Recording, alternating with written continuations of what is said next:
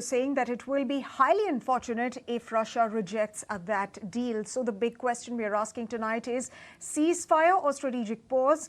And will Russia play ball now? To discuss these and many more points of this discussion, I'm now joined by Ajay Dua, who's an ex-secretary Commerce and Industry, and Dr. Ranjan Kumar, Associate Professor at the School of International Studies, JNU. Thank you very much, gentlemen, for joining us this evening on ET. Now, let me come to you first, Mr. Kumar.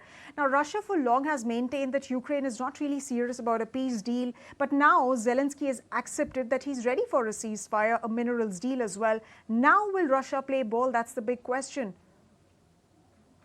Thank you for having me here. I think, it's a very favorable position for Russia. There is no reason why Russia will not accept it. And all these negotiations are very rational. And Putin is a very pragmatic, rational actor. Putin knows exactly what he has been doing in the war for the last few years.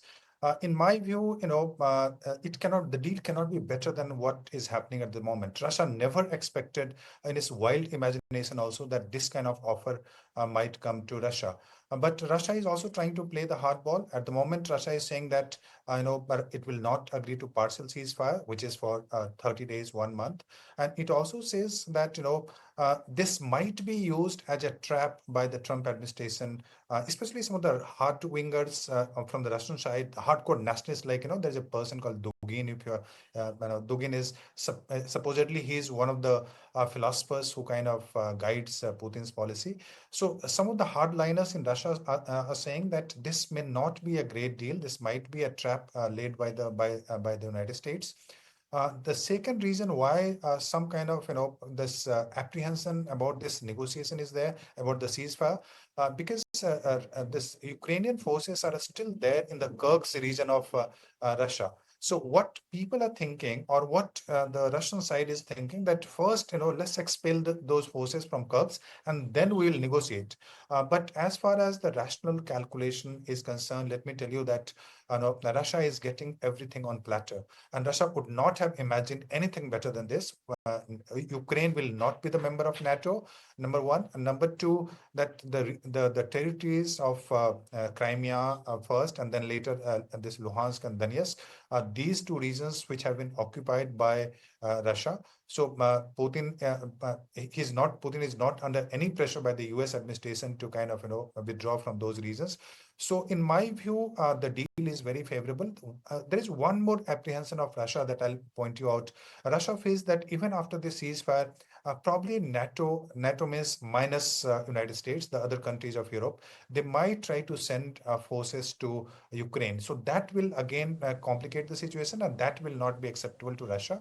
So these are the comprehensions from Russian side, but I think absolutely, and that Dr. Kumar could be a deal breaker so far as the continuation of this 30-day ceasefire is concerned, and we'll come back to that point in just a bit. But let me take that first question across to Mr. Dua as well and get in his views on what incentives will Russia have to agree with this deal, and what is going to be Russia's strategy. Thank you so much for having me on the show. I think Russia has several incentives to go along with what has been negotiated. It may not be entirely to its satisfaction. That I'm willing to concede, because in a bilateral negotiation facilitated by a third party, it is well possible that several T's have yet to be crossed, and issues and other issues which have not been taken up also have to be brought to the table. More specifically, if you recall that the war was started by President Putin because he feared that NATO was going to be moving next to its border. Ukraine was going to become a member of NATO, which is next to on one side Belarus, an ally of Russia, and the other side Russia itself. So on that, I think today's deal is giving him an assurance that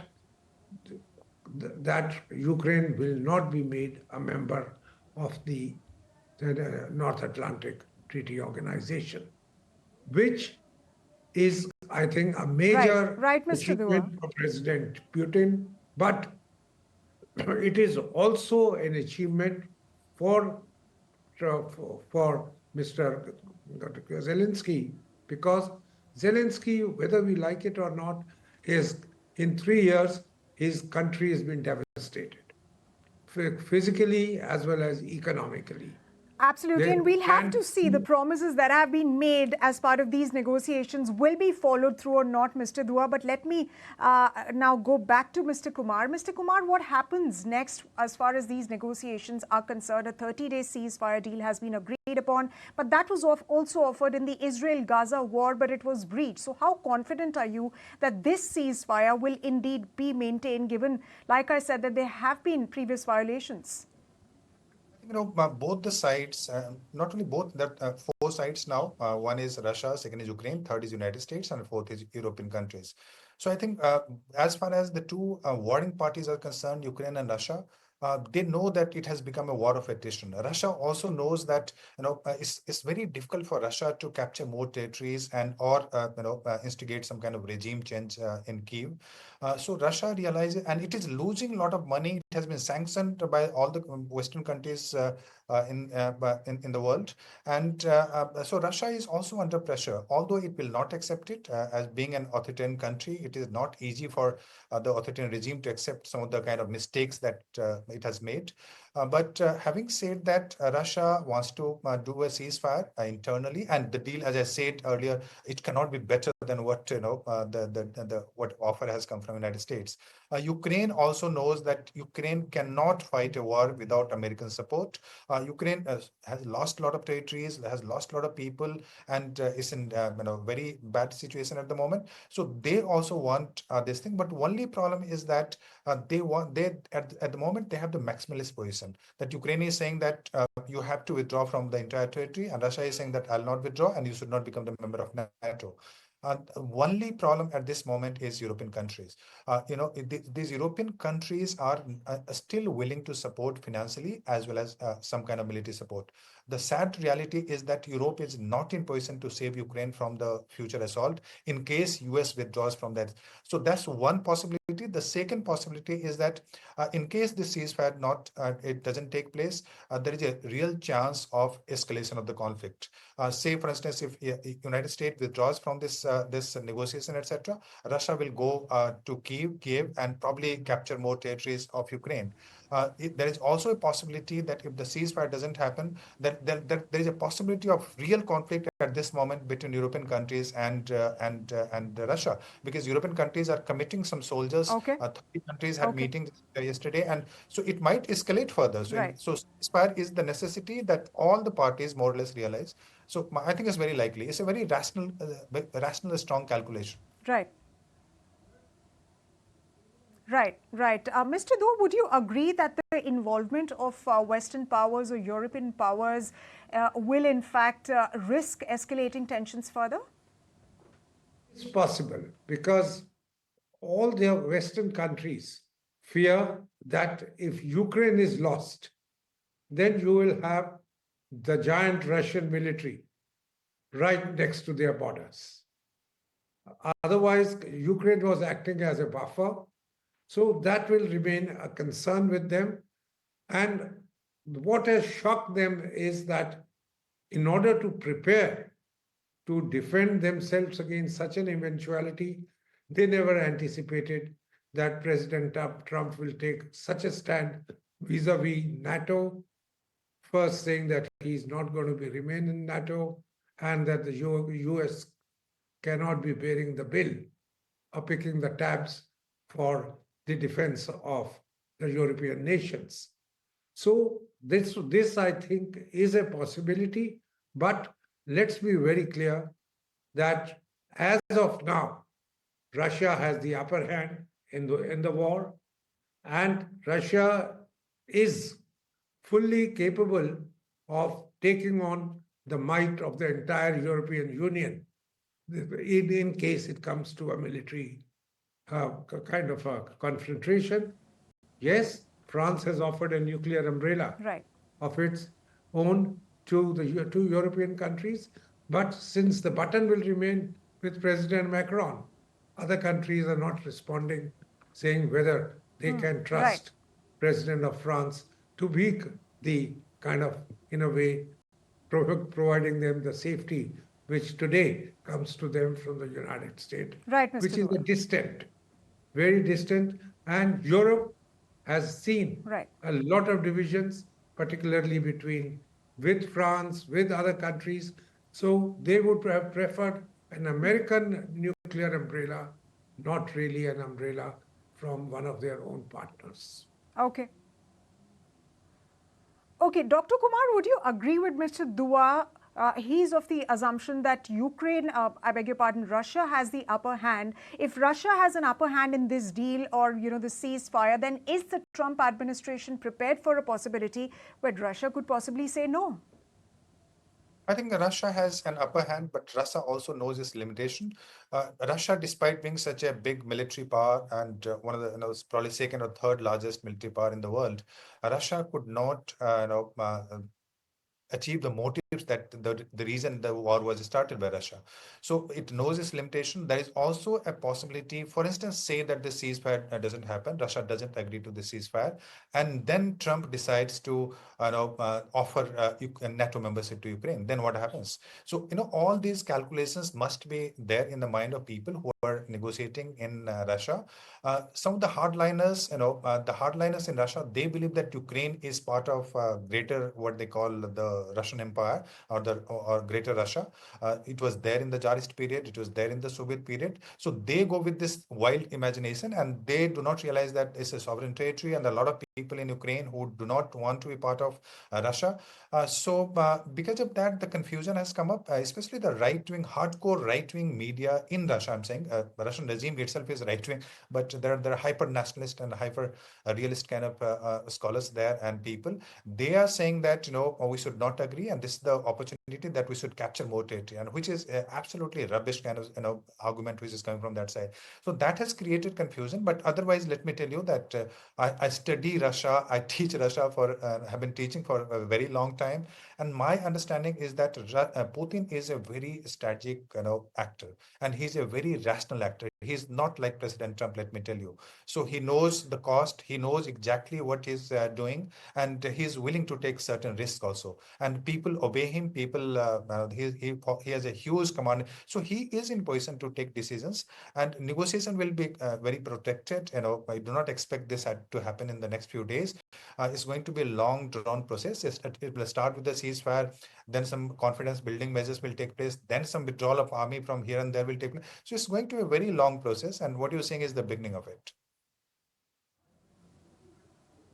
Absolutely, and it's going to be a long drawn process. This is just the very beginning of that ceasefire once it comes in place. But Mr. Dua, what will be the key possible irritants and obstacles to this transition, given that Russia has stuck to its stance previously very many times, stating that Ukraine must stay out of NATO and that it should keep the territories that have been annexed with itself. So what could be the possible deal breakers?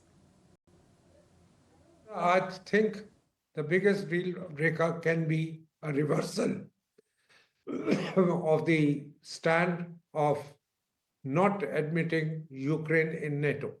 The rationale for the war was on the side of President Putin was that I do not want to see our NATO led by the United States with all its arsenal next to it. He was shocked when earlier, 2 years earlier than this Ukraine war, Poland had been admitted to NATO, and very quietly thereafter there was upheaval in Russia. I don't teach the language, but I'm a little bit aware of what's happening there. The Russian system, Politburo, and others were highly agitated, saying, "How did we allow Russia, the United States to come next door to us through NATO and come as far as Poland is concerned?"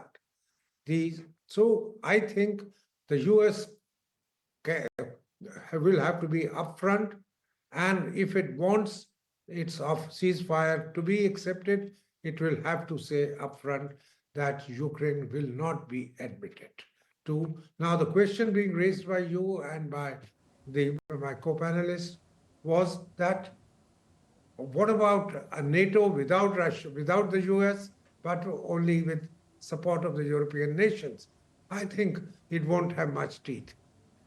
These countries are not so powerful as to And even that really, together and that be really, able. Mr. Dua will address Russia's concerns as well.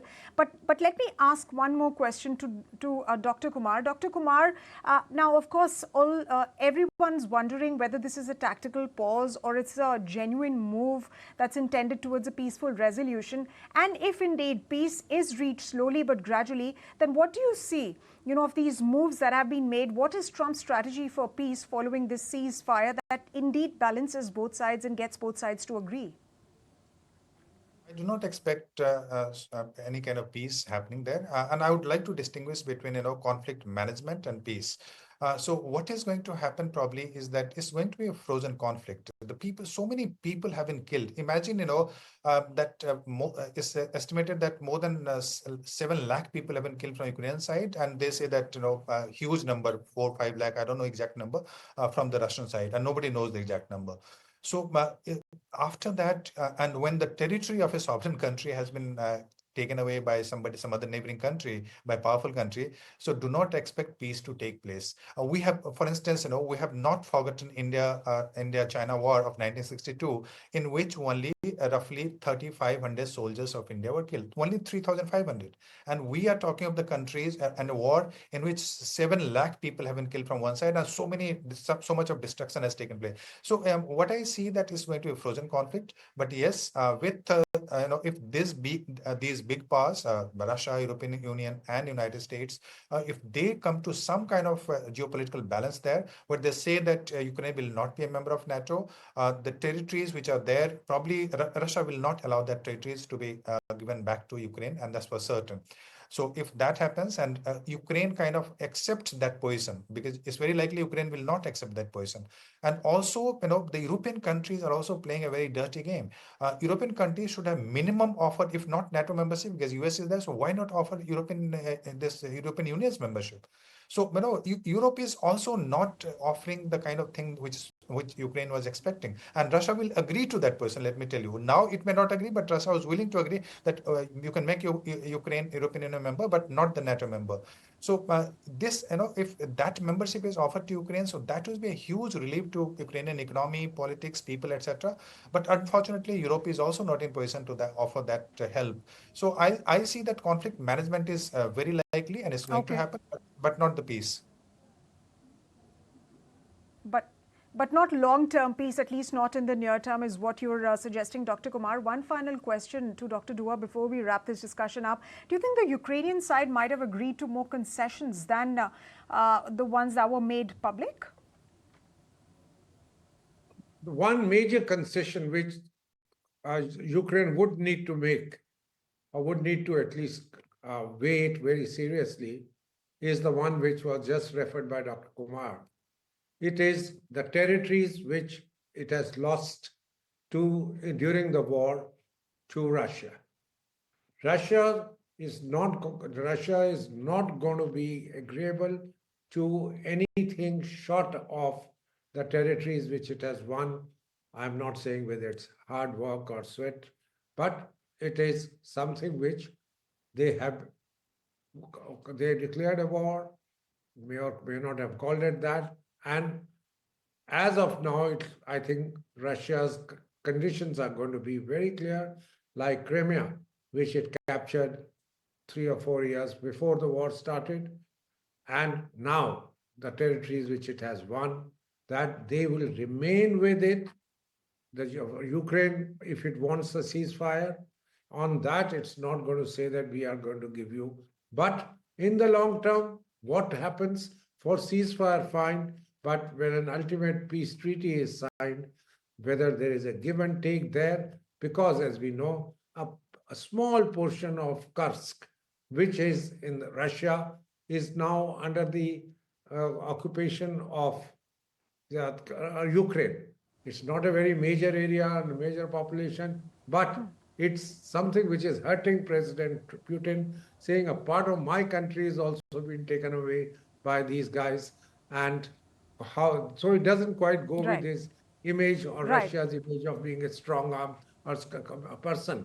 So It it is peace plan, I think, for it ceasefire. doesn't go with his image, but Mr. Dua, very, very important point that you made about the future of Ukraine. What's the future that Ukraine is staring at, given the kind of concessions that it has agreed to? Gentlemen, thank you very much for joining us this evening and speaking to us about this very important story. And ladies and gentlemen, lots of very critical and moving pieces in this story, developing ones.